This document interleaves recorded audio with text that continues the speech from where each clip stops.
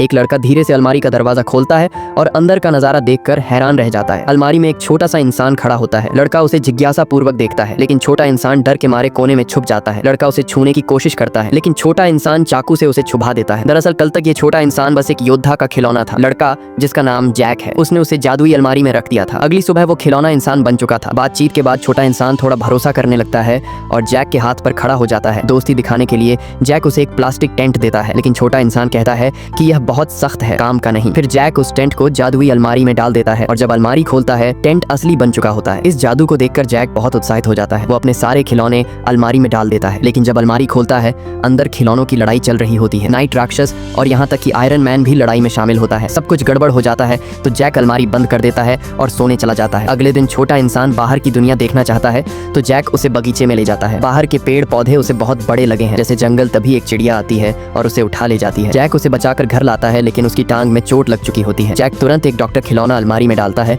जो जिंदा होकर आ जाता है और चोट का इलाज करता है। इलाज के बाद डॉक्टर को फिर से अलमारी में डाल दिया जाता है और वो दोबारा खिलौना बन जाता है। अब छोटा इंसान खुद का घर बनाना चाहता है, लेकिन उसके पास कुल्हाड़ी नहीं होती। जैक को एक तरकीब सूझती है। वो एक और खिलौना अलमारी में डालता है, जो एक कुल्हाड़ी लेकर जिंदा होता है। जैक उससे कुल्हाड़ी ले लेता है और उसे वापस खिलौना बना देता है। अब कुल्हाड़ी के साथ छोटा इंसान एक छोटा सा घर बना लेता है। उसकी मेहनत वाकई कमाल की होती है। फिर वो एक धनुष बाण मांगता है तो जैक एक तीरंदाज खिलौना अलमारी में डालता है, लेकिन वो बहुत बूढ़ा होता है और डर के मारे मर जाता है।